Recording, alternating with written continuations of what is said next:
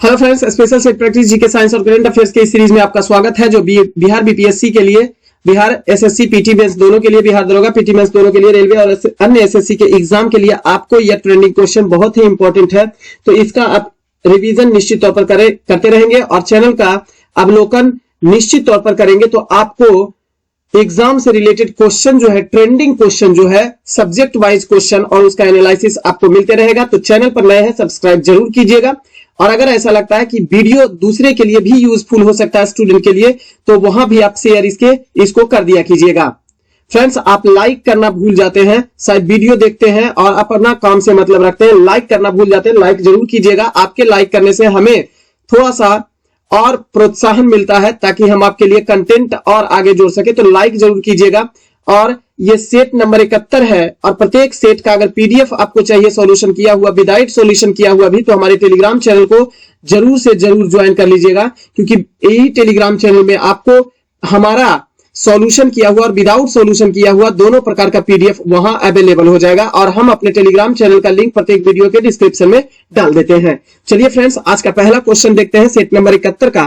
किसने 1920 ईस्वी के नागपुर के भारतीय राष्ट्रीय कांग्रेस के अधिवेशन में असहयोग आंदोलन के प्रस्ताव को पारित किया था? अब सबसे पहली बात समझेंगे, प्रस्ताव किया था। क्वेश्चन है, अधिवेशन में जो नागपुर अधिवेशन 1920 ईस्वी में हुआ था, वहां पर असहयोग आंदोलन के प्रस्ताव को प्रस्तावित किसने किया था? तो नागपुर अधिवेशन में प्रस्तावित किया था CR दास, चित्तरंजन दास के द्वारा प्रस्तावित किया गया था असहयोग आंदोलन को। ध्यान रखेंगे, इसके पहले सितंबर 1920 ईस्वी में कलकत्ता के विशेष अधिवेशन आयोजित किया गया था। इस विशेष अधिवेशन में महात्मा गांधी ने, MK गांधी के द्वारा पहली बार असहयोग का प्रस्ताव रखा गया था। महात्मा गांधी के द्वारा रखा गया था विशेष अधिवेशन कलकत्ता में। क्लियर? ध्यान रखेंगे, लेकिन प्रस्ताव को प्रस्तावित किया CR दास ने। हालांकि पहली बार जब कलकत्ता में विशेष अधिवेशन बुलाया गया था, तो ध्यान से सुनेंगे, विशेष अधिवेशन जब बुलाया गया और महात्मा गांधी ने असहयोग को प्रस्तावित किया था, तो वह उस समय CR दास, मोतीलाल नेहरू और लाला लाजपत राय ने इसका विरोध किया था। लेकिन बाद में जाकर 1920 ईस्वी में नागपुर में जब इसका अधिवेशन हुआ, तो CR दास ने स्वयं इस प्रस्ताव को, किस प्रस्ताव को? तो असहयोग आंदोलन के प्रस्ताव को प्रस्तावित किया था। इस अधिवेशन की अध्यक्षता, यानी 1920 ईस्वी के नागपुर अधिवेशन की अध्यक्षता किसके द्वारा किया गया था? तो ध्यान रखेंगे, C विजय राघवाचारी के द्वारा। C विजय राघवाचारी के द्वारा इस अधिवेशन की अध्यक्षता किया गया था और इसी प्रस्ताव के तहत स्वराज की मांग को लक्षित किया गया था, लक्ष्य रखा गया था। क्लियर? नेक्स्ट क्वेश्चन है, MIRV का पूरा रूप क्या होता है? तो MIRV का पूरा रूप जो होता है वो मल्टीपर्पज इंटीग्रली टारगेटेबल रिवॉल्यूशनरी होता है। सॉरी, ऑप्शन नंबर बी नहीं, MIRV का पूरा रूप जो होता है वो होता है multiple independently targetable re entry vehicle. Option number C आपका सही होगा। और ध्यान रखेंगे, यह लंबी दूरी की मिसाइल को एक दूसरे से सैकड़ों किलोमीटर दूर विभिन्न लक्ष्यों को नष्ट करने के लिए प्रोग्राम किया हुआ बार हेड प्रणाली होता है। यह multiple independently targetable re entry vehicle होता है। और ध्यान देंगे, इसका यूज करने वाला विश्व का पहला देश जो है, पहला देश जिसने इसका यूज किया वह USA ने किया था 1971 ईस्वी में। क्लियर? नेक्स्ट क्वेश्चन है, एक लड़का गेंद को 50 मीटर ऊर्ध्वाधर ऊपर की ओर फेंक सकता है, तो वह कितनी अधिकतम क्षैतिज दूरी फेंक सकता है? अब ध्यान देंगे, आपका हाइट मैक्सिमम दिया हुआ कितना है? तो 50 मीटर हाइट मैक्सिमम दिया हुआ है। रेंज अगर निकालेंगे तो रेंज का फॉर्मूला होता है U² sine into 2 theta, sign 2 theta बट्टा G जी होता है। अब ध्यान देंगे यहां पे कह रहा है आपका क्या, अधिकतम क्षैतिज दूरी। तो अधिकतम क्षैतिज दूरी कहने का मतलब होता है कि किसी वस्तु को अगर अधिकतम क्षैतिज दूरी तय करना है तो उसे कितने डिग्री के कोण पर फेंकना चाहिए, तो उसे 45 डिग्री के कोण पर से फेंकेंगे तो कोई भी वस्तु अधिकतम दूरी को तय करेगा। जैसे कोई क्रिकेट खिलाड़ी को अगर सिक्सर मारना है, लंबी सिक्सर मारना है, तो वह 45 डिग्री के एंगल से मारेगा तो लंबा छक्का जाएगा। तो लंबी क्षैतिज दूरी को तय करने के लिए 45 डिग्री का, तो यहां बैठा देंगे you square sine 2 theta.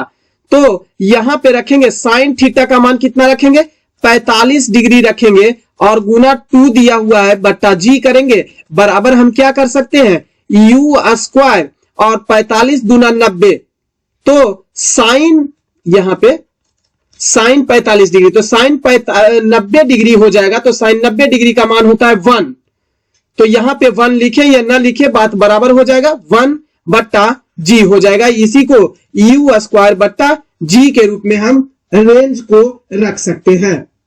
Clear. अब ध्यान देंगे मैक्सिमम हाइट जो होता है उसको ज्ञात करने के लिए फॉर्मूला जो हम लोग लगाते हैं you square sine square theta बटे 2g लगाते हैं। क्लियर, 2g लगाते हैं। अब देखेंगे कि यहां पे 2 को यहां 50 हाइट दिया हुआ है, इधर 2 ले आएंगे, बराबर क्या रखेंगे इधर you square 2g, you square 2g। तो अब तो 2 उधर चल गया तो यहां पे केवल g लिखेंगे, g लिखेंगे, यानी हमारा मान आ गया यू स्क्वायर बट्टा जी बराबर कितना आ गया 100 आ गया। आ गया कि नहीं आ गया, यू स्क्वायर बट्टा जी बराबर आ गया हमारा 100। अब ध्यान दीजिएगा यही हमसे तो पूछ रहा था रेंज बराबर कितना हुआ यू स्क्वायर बट्टा जी, और यहां पे कितना यू स्क्वायर बट्टा जी बराबर कितना आ गया 100 मीटर आ गया। यही हमारा 100 मीटर आंसर होगा। नेक्स्ट क्वेश्चन है राष्ट्रपति को अध्यादेश जारी करने की शक्ति किस अधिनियम के द्वारा दी गई है। तो राष्ट्रपति को अध्यादेश जारी करने की शक्ति भारत सरकार अधिनियम 1935 ईस्वी के द्वारा प्रदान की गई है। ध्यान दीजिएगा इसके तहत धारा 42 से प्रेरित किया गया है, यानी धारा 42 को लिया गया है। धारा 42 में इसकी चर्चा भारत सरकार अधिनियम 1935 ईस्वी के तहत किया गया है। वर्तमान समय में अगर यदि जो देखा जाए तो यह शक्ति संविधान के अनुच्छेद 1, 2, 3 में अध्यादेश, वर्तमान स्थिति जो है वो अनुच्छेद 1, 2, 3 में किसके द्वारा यह जारी किया जाता है, तो राष्ट्रपति के द्वारा अध्यादेश जारी करता है। ध्यान रखेंगे अध्यादेश की न्यूनतम अवधि 6 सप्ताह की और अधिकतम अवधि 6 महीना की होती है। क्लियर। राष्ट्रपति अध्यादेश तब जारी करते हैं जब एकाएक अकस्मात इमरजेंसी कानून की आवश्यकता पड़ गई और उस समय संसद सदन नहीं बैठा हुआ है, तो ऐसे स्थिति में राष्ट्रपति के द्वारा अध्यादेश जारी करके फिलहाल कानून लागू कर दिया जाता है। क्लियर। और जैसे ही अधिवेशन संसद का बैठता है तो निर्णय लिया जाता है कि इसे आगे बढ़ाया जाए या ना बढ़ाया जाए। क्लियर है। नेक्स्ट क्वेश्चन है निम्नलिखित में से कौन जून 2009 में सृजित भारतीय विशिष्ट पहचान प्राधिकरण UIDAI के प्रथम महानिदेशक नियुक्त किए गए थे। पहली बात आधार कार्ड प्रणाली की शुरुआत 2009 में किया गया था। यह खूब बारी क्वेश्चन पूछ चुका है तो आप इसको भी ध्यान रखेंगे।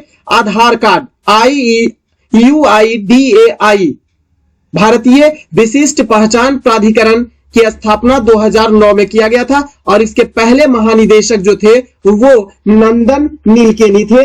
ऑप्शन नंबर बी में दिया हुआ है। ध्यान दीजिएगा कि नंदन नीलकेनी 2009 में ही उसी समय जिस समय इसकी स्थापना unique identification authority of India की स्थापना हुई थी, इसके प्रथम महानिदेशक नियुक्त किए गए थे। लेकिन वर्तमान स्थिति अगर देखा जाए तो वर्तमान अध्यक्ष जे सत्यनारायण है। वर्तमान अध्यक्ष जे सत्यनारायण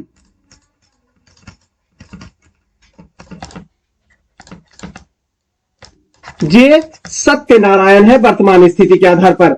अगर आंकड़ा देखा जाए तो 2018 तक का आंकड़ा है कि 122 करोड़ लोगों को आधार कार्ड बनाया जा चुका है या आधार कार्ड से जोड़ा जा चुका है। नेक्स्ट क्वेश्चन है, बंधुआ मजदूर उन्मूलन अधिनियम संसद ने किस वर्ष पारित किया था?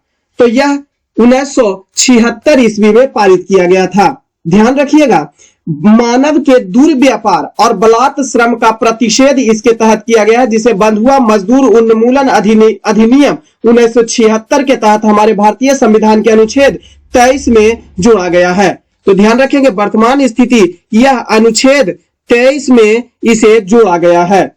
कौन? तो बंधुआ मजदूर उन्मूलन अधिनियम 1976 ईस्वी के द्वारा। ध्यान रखिएगा कि इस कानून के अंतर्गत, किस कानून? बंधुआ मजदूर उन्मूलन अधिनियम के अंतर्गत भुगतान किए गए मजदूरी कराना एक गैर कानूनी घोषित कर दिया गया है। क्लियर? गैर कानूनी घोषित किया गया है और इसकी चर्चा अनुच्छेद 23 में, और अगर भाग की बात किया जाए तो मौलिक अधिकार के अंतर्गत भाग 3 में रखा गया है। नेक्स्ट क्वेश्चन है, एक पारसेक तारों के मध्य की दूरियां को मापने के लिए, अब देखेंगे लंबी, ब्रह्मांड में लंबी दूरी को मापन करने के लिए पारसेक की इकाई का प्रयोग किया जाता है। एक पारसेक बराबर अगर देखा जाए तो 3 दूना 6 प्रकाश वर्ष होता है। ऑप्शन नंबर बी आपका सही होगा। 3 दूना 6 प्रकाश वर्ष यानी 3.26 प्रकाश वर्ष होता है एक पारसेक बराबर। और यह जो पारसेक होता है वह लंबी दूरी का मात्रक होता है। ध्यान रखिएगा, एक पारसेक की, एक प्रकाश वर्ष की अगर यदि जो बात किया जाए, एक प्रकाश वर्ष की अगर बात किया जाए तो एक प्रकाश वर्ष बराबर होता है 9.46 गुने 10⁻12 किलोमीटर के बराबर, या इसी को कहेंगे 9.46 गुने 10⁻15 मीटर के बराबर होता है। क्लियर? ध्यान दीजिएगा, एक पारसेक बराबर 3 दूना 6 प्रकाश वर्ष होता है। अब इस प्रकाश वर्ष को भी अगर हम आकलित करेंगे किलोमीटर में तो 3.08 गुने 10⁻13 किलोमीटर होता है, लेकिन जब इसको मीटर में हम बदलेंगे तो इसी को 3.08 गुने 10⁻16 मीटर होता है। क्लियर? नेक्स्ट क्वेश्चन, किस अवस्था में गीले कपड़े सबसे जल्दी सूख जाते हैं? तो गीले कपड़े जो सूखते हैं वो 20% अगर आर्द्रता है और 60 डिग्री सेल्सियस तापमान है तो ऐसे स्थिति में गीले कपड़े जल्दी सूखेंगे, क्योंकि तापमान अधिक होना चाहिए जल्दी सूखने के लिए तापमान अधिक होना चाहिए और आर्द्रता कम होना चाहिए। जब वायुमंडल में आर्द्रता कम होगा तो ऐसी स्थिति में वायुमंडल जो होगा वह संतृप्त होना चाहेगा। तो संतृप्त वायु का मंडल संतृप्त होने के लिए जो कपड़े में मौजूद आर्द्रता होगा उसको वह ग्रहण करेगा, और तापमान अधिक रहेगा तो ज्यादा से ज्यादा जल्दी से जल्दी उस आर्द्रता को ग्रहण करने का प्रयास करेगा वायुमंडल, जिसके कारण से कपड़ा जल्दी सूख जाएगा। ऑप्शन नंबर डी सही होगा। नेक्स्ट क्वेश्चन है, संसदीय व्यवस्था में शून्यकाल किस देश की देन माना जाता है? ध्यान दीजिएगा, संसदीय व्यवस्था में यहां पे इसको सुधार करेंगे, भारत। ऑप्शन नंबर ए आपका सही होगा, भारत। शून्यकाल संसदीय व्यवस्था में जो देन है वह भारत की देन है। ध्यान दीजिएगा, संसद के दोनों सदन में प्रश्नकाल के ठीक बाद के काल को ध्यान दीजिएगा, संसद की बैठक 11 बजे शुरू होती है। 11 बजे शुरू होती है संसद का बैठक, तो 11 से 12 बजे तक के काल को प्रश्नकाल कहा जाता है। प्रश्नकाल कहा जाता है जिसमें यह प्रश्नकाल जो होता है वो प्रश्न पूछने और उत्तर देने का सिलसिला चलता है, इसे प्रश्नकाल कहा जाता है 11 से 12 बजे तक। फिर 12 बजे से लेकर 1 बजे तक के काल को शून्यकाल कहा जाता है। इस शून्यकाल में अति महत्वपूर्ण विषय पर चर्चा किया जाता है, इसे शून्यकाल कहा जाता है। और ध्यान दीजिएगा, इसकी शुरुआत 1962 ईस्वी में भारतीय संसदीय प्रणाली में किया गया था। तो ध्यान दीजिएगा, भारत के द्वारा 1962 ईस्वी में इसकी शुरुआत किया गया था। क्लियर। नेक्स्ट क्वेश्चन है, एक्स रे की खोज किसके द्वारा किया गया था? तो रॉन्टजन के द्वारा एक्स रे की खोज किया गया था सन 1895 ईस्वी में रोएंटजन के द्वारा किया गया था।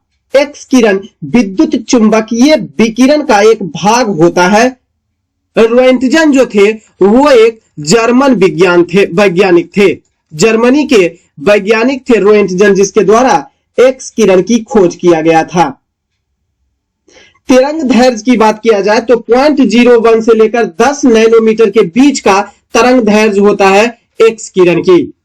नेक्स्ट क्वेश्चन है, मानव मस्तिष्क के भाग एवं संबंधित कार्यों का गलत समूह कौन सा होगा? ध्यान दीजिएगा, प्रमस्तिष्क सेरेब्रम या प्रोसेंसेफ्लॉन का हिस्सा होता है। ध्यान दीजिएगा, एक बार ध्यान दीजिएगा, मानव मस्तिष्क 3 भाग में बटा होता है, प्रोसेंसेफ्लॉन, मीसेंसेफ्लॉन और रोहिम्बेंसेफ्लॉन। प्रोसेंसेफ्लॉन मतलब अग्र मस्तिष्क होता है। यह अग्र मस्तिष्क 2 भाग में बटा होता है, जिसे हम लोग कहते हैं सेरेब्रम, और दूसरा होता है डाइएंसेफ्लॉन। सेरेब्रम जो होता है प्रोसेंसेफ्लॉन का पहला भाग। अब सेरेब्रम जो होता है वो ऐच्छिक क्रियाओं, स्मरण क्षमता का नियंत्रण करता है। बिल्कुल सही है, स्मरण शक्ति, क्योंकि सबसे बुद्धिमान केंद्र होता है सेरेब्रम। दूसरा होता है डाइएंसेफ्लॉन, प्रोसेंसेफ्लॉन का ही भाग होता है, अग्र मस्तिष्क का ही भाग होता है। डाइएंसेफ्लॉन 2 भागों में बटा होता है, एक होता है थैलेमस और दूसरा होता है हाइपोथैलेमस, जो कि ऑप्शन नंबर डी में दिया हुआ है, हाइपोथैलेमस। तो थैलेमस का काम होता है ठंडा, गर्म एवं दर्द की अनुभूति जो कराता है वो कराता है थैलेमस, जबकि हाइपोथैलेमस का काम होता है रक्तदाब को नियंत्रण करना, भूख को नियंत्रित करना, प्यास को नियंत्रित करना, प्यार, घृणा, दुख, सुख इत्यादि की अनुभूति कराना हाइपोथैलेमस का काम होता है। तो यह दृश्य ग्रहण करना और उनकी विवेचना करना, यह हाइपोथैलेमस का काम नहीं होता है। क्लियर। तो ये आपका कथन जो है वो गलत हो जाएगा। जबकि दूसरा सुनते हैं मीसेंसेफ्लॉन। मीसेंसेफ्लॉन में 2 भाग होते हैं, एक पहला होता है कॉर्पोरा क्वाड्रिजेमिना तथा दूसरा होता है सेरेब्रल पेंडिकल। कॉर्पोरा क्वाड्रिजेमिना का काम होता है दृश्य ग्रहण करना और उसकी विवेचना करना, यह काम कॉर्पोरा क्वाड्रिजेमिना का होता है।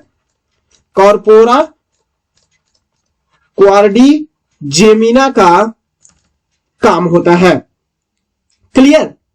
दूसरा होता है सेरेब्रल पेंडिकल। सेरेब्रल पेंडिकल अन्य प्रकार के मस्तिष्क के संवेदनाओं को ग्रहण कर लेता है और उसको रिफ्लेक्ट एक्शन देने के लिए स्पाइनल कॉर्ड में भेज देता है।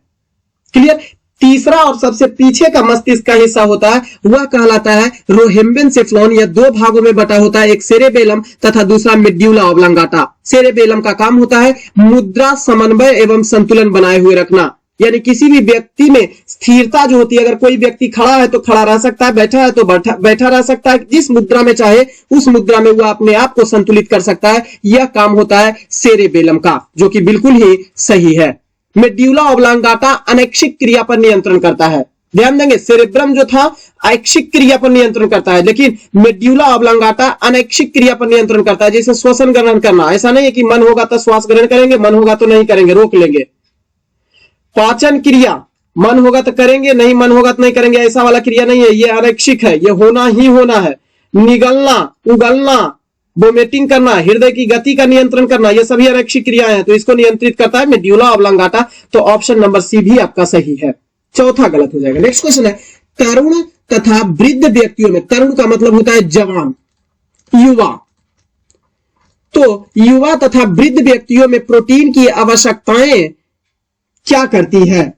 प्रोटीन की जो आवश्यकताएं होती है वो वृद्धों में उच्चतर होती है और तरुण में न्यूनतम होती है। क्यों भाई वृद्धों में अधिकतम होती है? क्यों प्रोटीन की आवश्यकता ज्यादा होती है वृद्धों में? क्योंकि वृद्ध के शरीर में प्रोटीन का निर्माण शरीर के भीतर होना बंद हो जाता है, जिसके कारण से प्रोटीन की आवश्यकता ज्यादा होती है। लेकिन तरुण जो युवा व्यक्ति होते हैं उसमें प्रोटीन का स्तर बरकरार रहता है। क्लियर। वृद्धावस्था में उनके शरीर में मांसपेशी तथा हड्डी जो है वो कमजोर हो जाती है, जिसके कारण भी उसे प्रोटीन की आवश्यकता ज्यादा से ज्यादा होती है। लेकिन युवा व्यक्ति जो होता है उसमें हड्डी कमजोर नहीं होता है, मांसपेशी कमजोर ढीला नहीं होता है, जिसके कारण से उसे कम भी प्रोटीन रहेगा तो कोई बात नहीं है, उसका शरीर स्वयं उतना आवश्यकता युक्त प्रोटीन का निर्माण कर लेगा। नेक्स्ट क्वेश्चन है, केंद्रीय कर्मचारियों के वेतन पुनरीक्षण हेतु सिफारिश देने के लिए छठे वेतन आयोग के अध्यक्ष इसमें से कौन है? तो ध्यान देंगे, छठे वेतन आयोग के अध्यक्ष BN Shri Krishna, option number B है। जबकि ध्यान देंगे सातवें वेतन आयोग के अध्यक्ष AK माथुर हैं। सातवें वेतन आयोग, सातवें वेतन आयोग के अध्यक्ष जो होंगे वह AK Mathur. Clear? Next question है, जब लाल, नीला एवं हरा प्रकाश का पुंज एक स्थान पर पड़ता है तब प्रकाश का रंग कैसा हो जाता है? ध्यान दीजिएगा, लाल, नीला और हरा ये तीनों प्राकृतिक रंग होते हैं, नेचुरल कलर होते हैं। और RBG,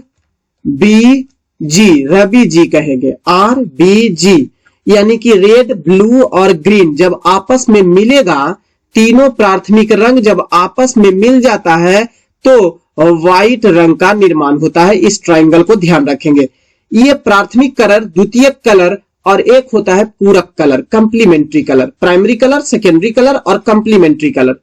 प्राइमरी कलर जो प्राकृतिक में मूल अवस्था में पाया जाता है, जबकि सेकेंडरी कलर जो दो प्राकृतिक कलर के मिलने से बनता है उसे सेकेंडरी कलर कहा जाता है। जैसे रेड और ब्लू के मिलने से मैजेंटा बनता है, जबकि ब्लू और ग्रीन के मिलने से पीकॉक ब्लू बनता है, जबकि रेड और ग्रीन के मिलने से येलो बनता है। ये तीनों जो है वो द्वितीयक रंग के तौर पर जाना जाता है, सेकेंडरी कलर के रूप में जाना जाता है। जबकि कंप्लीमेंट्री कलर यानी पूरक कलर किसको कहते हैं? तो एक प्राथमिक कलर और एक द्वितीयक कलर के मिलने से, अगर जिन दो कलर के मिलने से व्हाइट रंग बन जाता है उसे ही कंप्लीमेंट्री कलर कहा जाता है। कंप्लीट हो गया कलर।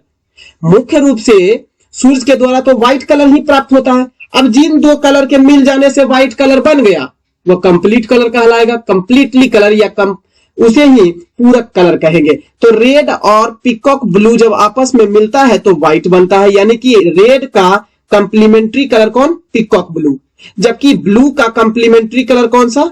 येलो, क्योंकि ब्लू के साथ येलो मिलेगा तो व्हाइट कलर बनेगा और ग्रीन के साथ मैजेंटा मिलेगा तो व्हाइट कलर बनेगा। अतः ग्रीन का कंप्लीमेंट्री मैजेंटा और मैजेंटा का कंप्लीमेंट्री ग्रीन होगा। क्लियर है? ऑप्शन नंबर डी आपका सही हो जाएगा, क्योंकि जब पुंज एक स्थान पर पड़ रहा है तो व्हाइट कलर का निर्माण हो रहा है। नेक्स्ट क्वेश्चन है, जब 8 किलोग्राम द्रव्यमान की किसी वस्तु पर कोई सतत बल 2 सेकंड कार्य करता है तो वह वस्तु के वेग को 4 से 9 मीटर पर सेकंड तक बढ़ा देता है। लगाए गए बल का परिमाण क्या होगा? अब ध्यान दीजिएगा, U बराबर दिया हुआ है, प्रारंभिक वेलोसिटी का मान दिया हुआ है 4 मीटर पर सेकेंड, जबकि v का मान भी दिया हुआ है, अंतिम वेग फाइनल वेलोसिटी भी 9 मीटर पर सेकेंड दिया हुआ है, जबकि मास भी आपको दिया हुआ है 8 किलोग्राम दिया हुआ है और टाइम भी आपको दिया हुआ है 2 सेकेंड का।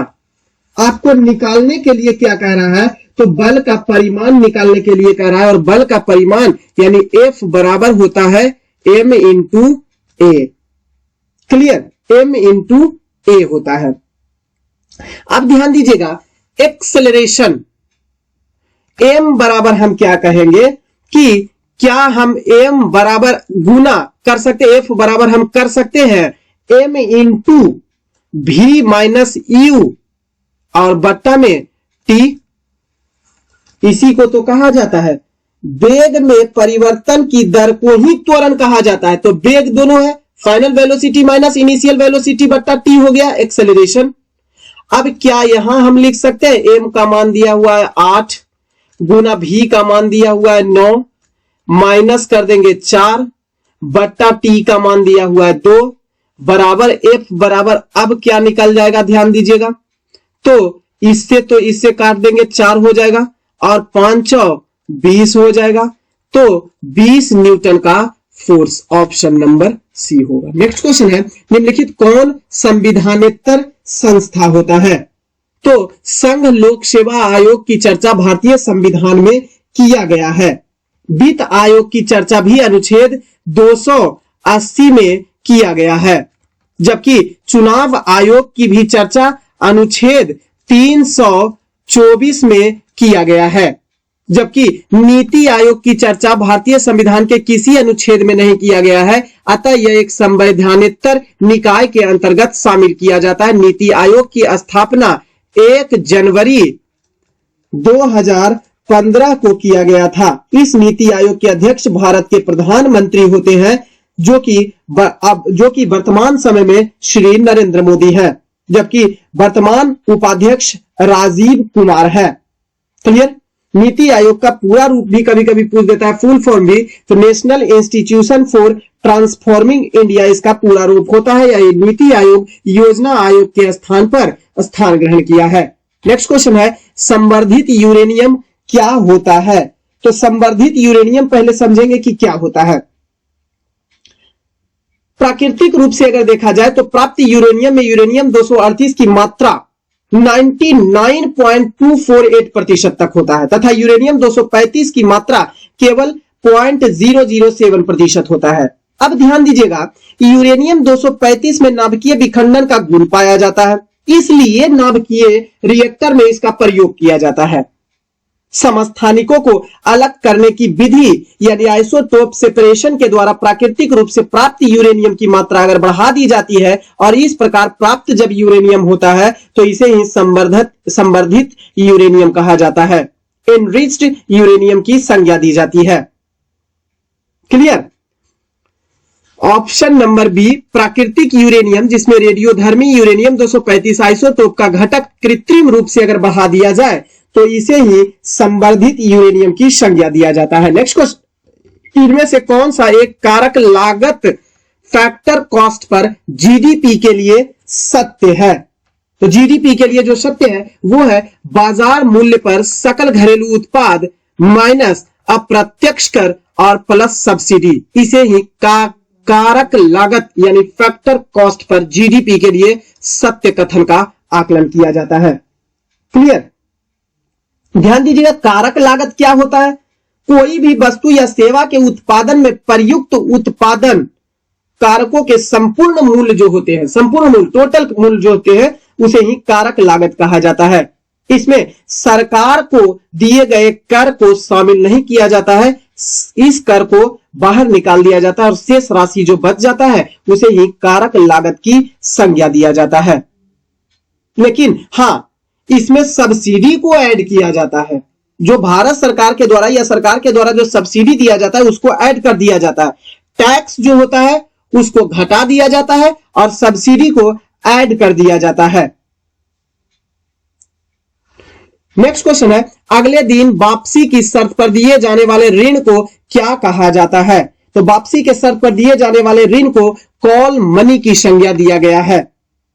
वापसी शर्त के आधार पर दिया जाता है, उसे कॉल मनी कहा जाता है और इस पर दिया जाने वाला ब्याज की दर को कॉल दर भी कहा जाता है। नेक्स्ट क्वेश्चन है, निम्नलिखित में सर्वाधिक कठोर तत्व कौन सा होता है? तो सर्वाधिक कठोर तत्व हीरा होता है, जो कार्बन का अपरूप होता है। हीरा कार्बन का अपरूप होता है, जबकि अगर देखा जाए सबसे कठोर धातु के रूप में, तत्व के रूप में तो आ जाएगा हीरा, लेकिन सबसे कठोर धातु के रूप में तो प्लैटिनम, सबसे कठोर धातु के रूप में पूछेगा तो आ जाएगा प्लैटिनम। क्लियर? कार्बन के अपरूप एलोट्रॉप्स होते हैं हीरा, ध्यान रखिएगा। नेक्स्ट क्वेश्चन है, राष्ट्रीय बागवानी परिषद या बोर्ड की स्थापना किस वर्ष की गई थी? सन 1984 ईस्वी में राष्ट्रीय बागवानी परिषद की स्थापना की गई थी। और ध्यान रखिएगा, यह सोसाइटी पंजीकरण अधिनियम 1860 ईस्वी का देन है। यह राष्ट्रीय बागवानी परिषद। क्लियर? तो सोसाइटी पंजीकरण अधिनियम, सोसाइटी पंजीकरण अधिनियम 1860 ईस्वी के अंतर्गत ही राष्ट्रीय बागवानी परिषद की स्थापना सन 1984 ईस्वी में स्वायत्त सोसाइटी के रूप में किया गया था। इसके मुख्यालय की अगर यदि जो बात किया जाए तो इसका मुख्यालय हरियाणा के गुरुग्राम में है, गुरुग्राम में है, जो हरियाणा राज्य में स्थित है। क्लियर। नेक्स्ट क्वेश्चन है, विमानन ईंधन में ग्लाइकॉल मिलाने का क्या कारण होता है? पेट्रोल के हिमकरण को यह रोकता है, जिस कारण से इथाइल ग्लाइकॉल को मिला दिया जाता है। हिमांक को -43 डिग्री सेल्सियस तक यह कम कर सकता है ग्लाइकॉल, जिसके कारण से इसे मिला दिया जाता है। नेक्स्ट क्वेश्चन है, निम्नलिखित में से किसको वुड स्पिरिट भी कहा जाता है? मेथिल एल्कोहल CH3OH, CH3OH को वुड स्पिरिट के नाम से भी जाना जाता है। क्लियर। या इसी को वुड एल्कोहल के रूप में भी जाना जाता है, या इसी को मेथेनॉल कहेंगे, मेथेनॉल, इसी को मेथेनॉल भी कहा जाता है। यह रंगहीन एवं ज्वलनशील पदार्थ होता है और सामान्य ताप पर तरल अवस्था में यह पाया जाता है। इसमें किसी भी अन्य तरल ईंधन की अपेक्षा अधिक हाइड्रोजन एवं कम कार्बन पाया जाता है। क्लियर। लकड़ी के आसवन की प्रक्रिया में उप उत्पाद के रूप में इसका निर्माण किया जाता है। नेक्स्ट क्वेश्चन है, पारिस्थितिकीय वर्गीकरण के अंतर्गत पादपों का एक वर्ग इसमें से कौन सा नहीं है? पारिस्थितिकीय वर्गीकरण के अनुसार पादपों को कुल 4 वर्गों में बांटा गया है, कुल 4 वर्गों में बांटा गया है। मरुद्भिद के रूप में, लवणोद्भिद के रूप में, जलोद्भिद के रूप में और मध्योद्भिद के रूप में। चौथा जो है वह मध्योद्भिद, यहीं पर मध्योद्भिद, मध्योद्भिद के नाम से जाना जाता है। अब ध्यान रखिएगा, जलोद्भिद यानी हाइड्रोफाइट्स, ऑप्शन नंबर सी, जलोद्भिद यानी हाइड्रोफाइट्स, हाइड्रोफाइट्स ये क्या होते हैं? तो ध्यान दीजिएगा, ये जलीय पादप जिसमें द्वितीयक वृद्धि नहीं होता है, वैसे जलीय पादप को जलोद्भिद पादप के नाम से जाना जाता है। दूसरा है मरुद्भिद यानी जेरोफाइट्स, जेरोफाइट्स। अब ध्यान दीजिएगा, जेरोफाइट्स जो होते हैं जलीय पादप शुष्क एवं मरुस्थलीय स्थानों पर उगते हैं, शुष्क एंड मरुस्थलीय, नामे से स्पष्ट है, शुष्क एवं मरुस्थलीय पादप होते हैं। जबकि लवणोद्भिद क्या होता है? तो हेलोफाइट्स, हेलोफाइट्स, ये हेलोफाइट्स कौन से पौधे होते हैं जो ध्यान देंगे तो लवणीय मृदा एवं जल में उगने वाले, जैसे कि मैंग्रोव जो वन प्रकार होते हैं, उसको शामिल किया जाता है लवणोद्भिद में। लेकिन इसमें अच्छा, मध्योद्भिद क्या होते हैं? तो मध्योद्भिद सामान्य जलवायु में उगते हैं, सामान्य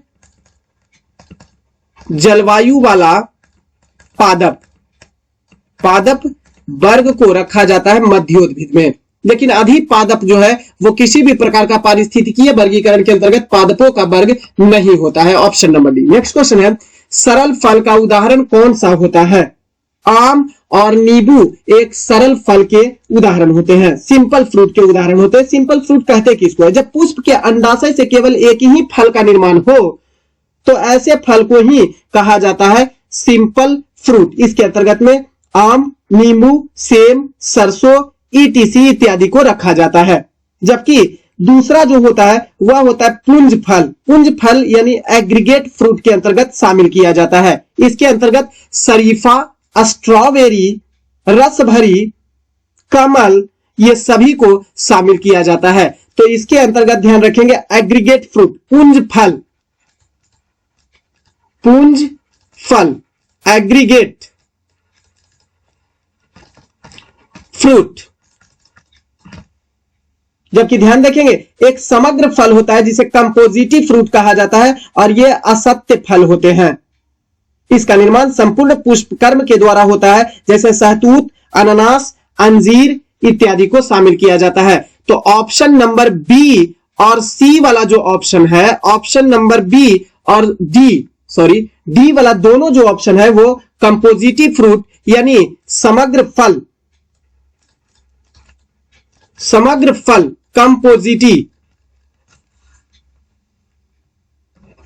कंपोजिट फ्रूट के अंतर्गत शामिल किया जाता है। नेक्स्ट क्वेश्चन है, इंदिरा गांधी परमाणु अनुसंधान केंद्र कहां स्थित है?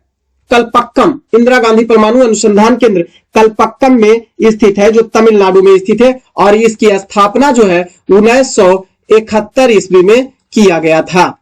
नेक्स्ट क्वेश्चन है, ऑपरेशन ग्रीन का उद्देश्य क्या है? तो ऑपरेशन ग्रीन जो है वो टमाटर, प्याज और आलू की कीमतों को स्थिर रखने हेतु लागू किया गया था। तो ऑप्शन नंबर ए जो है वो बिल्कुल सही है। इस ऑपरेशन ग्रीन को लागू कब किया गया था? तो 2018 से 2019 के लिए इसे लागू किया गया था। नेक्स्ट क्वेश्चन है, प्रधानमंत्री किसान संपदा योजना किससे संबंधित है? कृषि क्षेत्र से संबंधित है प्रधानमंत्री किसान संपदा योजना, और इसे वर्ष 2016 से 20 की अवधि हेतु 600 करोड़ रुपए की लागत के साथ नई केंद्र परियोजना को लागू किया गया था। इसे प्रधानमंत्री किसान संपदा योजना को 2016 से 20 के दौरान लागू किया गया था। नेक्स्ट क्वेश्चन है, ट्रिम्स का क्या अर्थ होता है? ट्रिम्स का मतलब होता है trade related investment measures. Option number C आपका सही होगा। यह विश्व व्यापार संगठन के अंतर्गत एक समझौता है और इसे व्यापार से संबंधित निवेश के उपायों से संबंध स्थापित करना होता है, ट्रिम्स। नेक्स्ट क्वेश्चन है, तमिल नाटक पांचालियन सदाथम के रचयिता कौन है? Subramania Bharati. Option number C. Next question है, 2011 की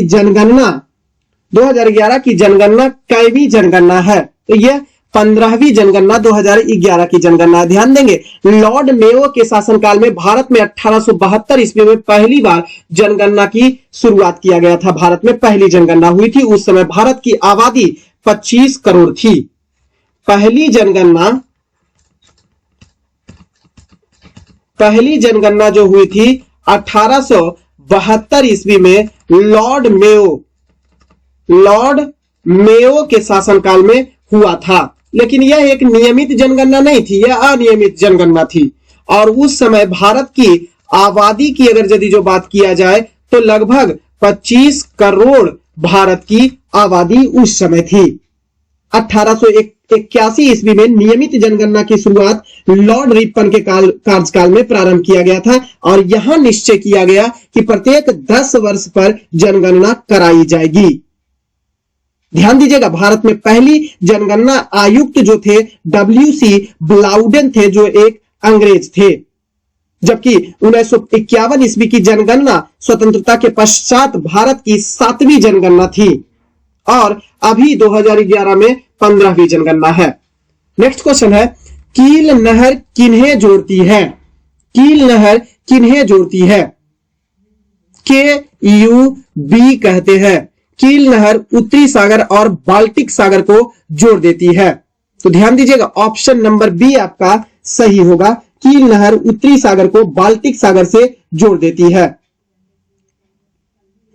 ध्यान दीजिएगा, 1948 ईस्वी में इस नहर को कैसर विल्हेम नहर के नाम से भी जाना गया था। विश्व की सबसे व्यस्त नहर के रूप में कील नहर को जाना जाता है। नेक्स्ट क्वेश्चन है, गरजने वाला चालीसा यह शब्द किससे संबंधित है? पछुआ पवन है। एक प्रकार का पछुआ पवन होता है जिसे गरजता चालीसा कहा जाता है। पछुआ पवन को उत्तरी और दक्षिणी गोलार्धों में 40 से 50 डिग्री अक्षांशों पर जाना जाता है। ध्यान दीजिएगा, उत्तरी और दक्षिणी दोनों गोलार्धों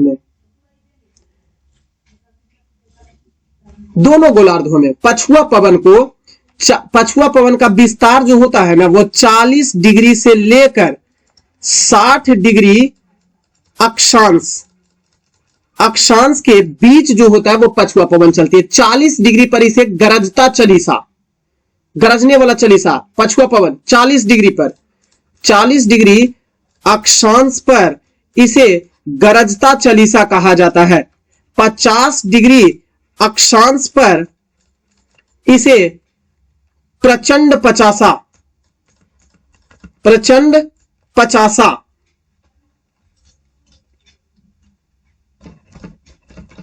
प्रचंड पचासा कहा जाता है, और 60 डिग्री अक्षांश पर इस पछुआ पवन को चीखती साठा कहा जाता है। नेक्स्ट क्वेश्चन है, जियातरंग आंदोलन कहां प्रारंभ हुआ था? नागालैंड, भारतीय राज्य नागालैंड में जियातरंग आंदोलन जो है वो सविनय बंध्या आंदोलन के दौरान प्रारंभ किया गया था।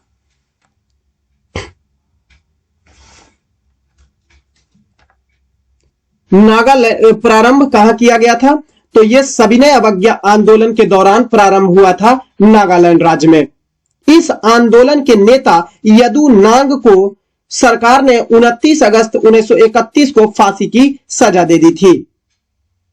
तत्पश्चात आंदोलन का नेतृत्व जो है वो नागा जनजाति की एक महिला गैडेनलियू ने किया था, और इसी गैडेनलियू को जवाहरलाल नेहरू ने रानी की उपाधि प्रदान की थी। तो ध्यान दीजिएगा, इसके पहले नेता यदु नांग थे। पहले नेता जो थे यदु नांग थे। ध्यान दीजिएगा, यदु नांग के बाद इसका नेतृत्व नागा जनजाति की एक महिला जिनका नाम गैडिनलियू था, गैडिनलियू थे महिला जो नागा जनजाति से थे, नेतृत्व किया। इसके बाद यदु नांग के बाद जिन्हें जवाहरलाल नेहरू ने इनको JL नेहरू ने रानी की उपाधि दी थी। क्लियर? नेक्स्ट क्वेश्चन, बिहार में अमृत वर्षा समाचार पत्र का प्रकाशन किस वर्ष प्रारंभ हुआ था? तो अमृत वर्षा समाचार पत्र का प्रकाशन बिहार में सन 1987 ईस्वी में हुआ था। नेक्स्ट क्वेश्चन है, एक अल्पकालीन सरकारी प्रतिभूति पत्र क्या कहलाता है? तो अल्पकालीन सरकारी प्रतिभूति पत्र जिसे ट्रेजरी बिल की संज्ञा दिया जाता है, ऑप्शन नंबर डी आपका सही है। और यह ट्रेजरी बिल जो होता है वो अल्पकालीन धन का लेन देन मुद्रा बाजार से संबंधित होता है, जो 1 वर्ष की अवधि के लिए किया जाता है। ध्यान दीजिएगा, रिजर्व बैंक द्वारा निर्गमित जो अल्पकालीन मुद्रा बाजार पत्र होते हैं उन्हें या तो 91 दिन, 182 दिन या तो 364 दिनों के आधार पर निर्गमित किया जाता है। ट्रेजरी बिल जो है वो भारत में सर्वप्रथम 1917 ईस्वी में जारी किया गया था। यह बड़ा इंपॉर्टेंट है, 1917 ईस्वी में ट्रेजरी बिल को पहली बार भारत में ट्रेजरी बिल का प्रचलन हुआ था। क्लियर? इसकी अवधि जो है वो ध्यान रखेंगे, अवधि जो है वह होता है या तो 91 दिन या 182 दिन या 364 दिन की अवधि होती है इस ट्रेजरी बिल की। नेक्स्ट क्वेश्चन है, पार्थ सारथी सोन समिति का संबंध किससे है? पार्थ सारथी सोन समिति का संबंध जनरल एंड एवॉइडेंस रूल के अंतर्गत शामिल किया जाता है, और इस पार्थ सारथी सोन समिति का गठन वर्ष 2012 में किया गया था। 2012 ईस्वी में इसका गठन किया गया था, और इसका उद्देश्य रखा गया चोरी एवं काले धन की रोकथाम करना, जिसे गार का रूप दिया गया GAAR, general anti avoidance rule. General anti avoidance rule इसका नाम रखा गया। ध्यान दीजिएगा, इसे लागू किया गया 1 अप्रैल 2017 से। लागू 1 अप्रैल 2017 से इसे लागू किया गया था। इसका गठन किया गया 2012 में। नेक्स्ट क्वेश्चन है, मरमर विधि से गोल गुंबज का निर्माण किस शासक के द्वारा करवाया गया था? मोहम्मद आदिल शाह द्वितीय के द्वारा मरमर विधि से गोल गुंबज का निर्माण किया गया था। यह गोल गुंबज बीजापुर में स्थित है, जो कर्नाटक राज्य में स्थित है। यह गोल गुंबज जो है वो बीजापुर कर्नाटक में स्थित है। क्लियर। बहमन शासक मोहम्मद आदिल शाह द्वितीय के शासनकाल के समय ही यह प्रारंभ किया गया था। ध्यान दीजिएगा, लेकिन इसको पूरा करवाने का काम, ये तो शुरुआत किया किसने? मोहम्मद आदिल शाह द्वितीय ने, लेकिन इसे पूरा करवाने का काम अली आदिल शाह द्वितीय के द्वारा किया गया था। पूरा करवाने का काम आदिल शाह द्वितीय के द्वारा करवाया गया था, लेकिन इसकी शुरुआत जो है वो मोहम्मद आदिल शाह के द्वारा करवाया गया था। Option number B. Next question है, निम्नलिखित में से किसने बीदर में मदरसे का निर्माण करवाया था? तो बीदर में मदरसा का निर्माण जो है महमूद गवा के द्वारा करवाया गया था। महमूद गवा मोहम्मद शाह द्वितीय के शासनकाल में ख्वाजा जहां की उपाधि धारण करके प्रधानमंत्री था। यानी ध्यान रखेंगे, मोहम्मद शाह द्वितीय का प्रधानमंत्री था यह ख्वाजा जहां, महमूद गवा। नेक्स्ट क्वेश्चन है, किस देश के साथ भारत की सबसे लंबी अंतरराष्ट्रीय सीमा स्पर्श करती है? भारत की सबसे लंबी अंतरराष्ट्रीय सीमा जो है वो बांग्लादेश के साथ स्पर्श करती है, जो 4096.7 किलोमीटर है। भारत और बांग्लादेश के बीच अंतरराष्ट्रीय सीमा जो है 4096.7 किलोमीटर है, भारत और बांग्लादेश के बीच अंतरराष्ट्रीय सीमा। जबकि सबसे छोटी अंतरराष्ट्रीय सीमा की बात किया जाए तो अफगानिस्तान के साथ है। सबसे छोटी अंतरराष्ट्रीय सीमा अफगानिस्तान के साथ, अफगानिस्तान के साथ मात्र 106 किलोमीटर है भारत के साथ। नेक्स्ट क्वेश्चन है, नेपाल में कौन सा राष्ट्रीय उद्यान भारत के वाल्मीकि राष्ट्रीय उद्यान का विस्तार देखने को मिलता है? चित्तवन राष्ट्रीय उद्यान। ऑप्शन नंबर ए आपका सही है। वाल्मीकि राष्ट्रीय उद्यान का ही यह विस्तार है और ध्यान रखेंगे 932 वर्ग किलोमीटर में यह विस्तृत है। इसकी स्थापना, चित्तवन राष्ट्रीय उद्यान की स्थापना 1973 ईस्वी में की गई थी।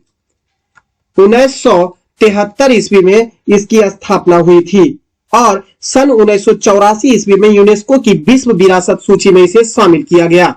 1984 में विश्व विरासत स्थल के रूप में इसे यूनेस्को द्वारा शामिल किया गया 1984 ईस्वी में। नेक्स्ट क्वेश्चन है, कौन भारत के लेक डिस्ट्रिक्ट के रूप में जाना जाता है? लेक मतलब झील, तो झीलों का जिला के नाम से नैनीताल, उत्तराखंड के नैनीताल को जाना जाता है, क्योंकि चारों ओर यह झीलों से घिरा हुआ है, जिसके कारण से इसे लेक डिस्ट्रिक्ट के नाम से जाना जाता है। नेक्स्ट क्वेश्चन है, निम्नलिखित में से कौन से जलप्रपात नदी युग्म सुमेलित इसमें से नहीं है? हुंडरू जलप्रपात स्वर्णरेखा नदी पर बिल्कुल सही है, जोन्हा राहु नदी पर बिल्कुल सही है, और सभी झारखंड में है। जोन्हा राहु नदी के तट पर झारखंड में है। जबकि दसोंग जो है, ध्यान दीजिएगा, दसोंग जो है वो कांची नदी के तट पर झारखंड में है। जबकि लोध जो है वो बाकर नदी के तट पर नहीं है। लोध जलप्रपात या बूढ़ी घाटी जलप्रपात इसे कहा जाता है, लोध जलप्रपात को। एक और नाम जानेंगे, बूढ़ी घाटी जलप्रपात इसे जाना जाता है। और ध्यान दीजिएगा, यह बूढ़ा नदी पर स्थित है, बाकर नदी पर नहीं बल्कि बूढ़ा नदी पर स्थित है। बूढ़ा नदी पर स्थित है, बूढ़ा को बूढ़ी से मिला दीजिएगा तो बन जाएगा लोध या बूढ़ी घाटी जलप्रपात जो है वो बूढ़ा नदी पर झारखंड में स्थित है, और यह झारखंड का सबसे ऊंचा जलप्रपात है, 469 मीटर ऊंचा जलप्रपात है। Option number D. Next question है, अंग्रेजों की पंजाब विजय के संदर्भ में विचार कीजिए कि कौन सा विचार जो है वो सही है। 1845 ईस्वी में आंग्ल सिख युद्ध हुआ था, प्रथम आंग्ल सिख युद्ध हुआ और खालसा की हार के साथ युद्ध समाप्त हो गया, बिल्कुल सही है। पंजाब पर जिस समय अंग्रेजों का कब्जा हुआ उस समय लॉर्ड डलहौजी भारत का गवर्नर जनरल था, बिल्कुल सही है। 1848 में पंजाब में अंग्रेजों के विरुद्ध कई विद्रोह हुए और इसके बाद द्वितीय आंग्ल सिख युद्ध प्रारंभ हुआ था, बिल्कुल सही है। तीनों का तीनों जो है वो बिल्कुल ही सही है, उपर्युक्त सभी है। नेक्स्ट क्वेश्चन है, निम्नलिखित में से किसने 1920 ईस्वी के नागपुर के भारतीय राष्ट्रीय कांग्रेस के अधिवेशन में असहयोग आंदोलन के प्रस्ताव को प्रस्तावित किया था? तो option number A C R Das, पहले ही सॉल्यूशन करवा चुके हैं क्योंकि पहले भी क्वेश्चन आ चुका है। तो सी आर दास जो थे वो प्रस्तावित किए थे, लेकिन विशेष अधिवेशन कलकत्ता में हुआ था सितंबर 1920 ईस्वी में। महात्मा गांधी के द्वारा असहयोग को पहली बार प्रस्तावित किया गया था, लेकिन सी आर दास, मोतीलाल नेहरू के द्वारा इसे विरोध किया गया था। बाद में जाके 1920 ईस्वी के नागपुर अधिवेशन में सी आर दास ने ही असहयोग आंदोलन के प्रस्ताव को प्रस्तावित किया था। क्लियर? नेक्स्ट क्वेश्चन है, किसने कहा था अच्छा शासन स्वशासन का स्थापन नहीं हो सकता है? तो ध्यान दीजिएगा, स्वामी दयानंद सरस्वती का पुस्तक है सत्यार्थ प्रकाश। इसी पुस्तक में स्वामी दयानंद सरस्वती ने कहा है बुरे से बुरा देसी राज्य अच्छे से अच्छे विदेशी राज्य से अच्छा होता है। यानी अपना राज्य अगर बुरा भी है, अपना देश अगर बुरा भी है, तो विदेशी राज्य से अच्छा ही होगा। अब अपना देश अगर बुरा है तो ऐसा नहीं कि विदेशी राज्य वाला मेरे ऊपर शासन करे, तो ये अच्छा नहीं होगा, बल्कि ध्यान रखेंगे बुरे से बुरा देशी राज्य अच्छे से अच्छे विदेशी राज्य से निश्चित तौर पर अच्छा होता है। इसी को इन्होंने विस्तारित रूप में शासन स्वशासन का स्थापन नहीं होता है, यह शब्द कहा गया था सत्यार्थ प्रकाश स्वामी दयानंद सरस्वती की पुस्तक में। सत्यार्थ प्रकाश पुस्तक में इस बात की चर्चा किया गया है। नेक्स्ट क्वेश्चन है, बिहार का पहला जैविक ग्राम कौन सा है? तो कोठिया जो है वो पटना जिले के दानापुर में स्थित है। दानापुर में एक गांव है कोठिया, जो पहला जैविक ग्राम है बिहार का। नेक्स्ट क्वेश्चन है, निम्नलिखित में से कौन सी जाति स्वयं को चंद्रवंशी कहती है? चेरो जनजाति जो बिहार में पाई जाती है अपने आप को चंद्रवंशी कहती है। नेक्स्ट क्वेश्चन है, इसरो की मास्टर नियंत्रण सुविधा कहां स्थित है? तो वो कर्नाटक में स्थित है। इसरो की मास्टर नियंत्रक सुविधा के रूप में कर्नाटक के हसन शहर में स्थित है। हसन में स्थित है और इसकी स्थापना सन 1982 ईस्वी में किया गया था। 1982 ईस्वी में इस मास्टर नियंत्रण सुविधा की स्थापना किया गया था। इसरो की स्थापना 15 अगस्त 1969 ईस्वी को बेंगलुरु में किया गया था।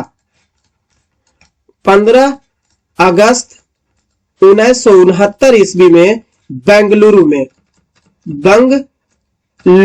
किया गया था। नेक्स्ट क्वेश्चन है, लिबोर से क्या तात्पर्य होता है? लिबोर का मतलब होता है लंदन इंटरबैंक ऑफर्ड रेट के रूप में जाना जाता है। ऑप्शन नंबर ए आपका बिल्कुल सही है। तो फ्रेंड्स, ये 50 क्वेश्चन का सीरीज आपको कैसा लगा कमेंट बॉक्स में जरूर बताइएगा। और हाँ, अगर हमारे टेलीग्राम चैनल से नहीं जुड़े हुए तो पीडीएफ के लिए और अन्य आपके एग्जाम कंटेंट के लिए हमारे टेलीग्राम चैनल से जुड़ जाइएगा। समय आने पर हम उसमें इंपॉर्टेंट कंटेंट जो आपका एग्जाम को लेके होगा वो भी डालते हैं, तो वहां से आप पीडीएफ उसका ले लेंगे। बहुत बहुत धन्यवाद।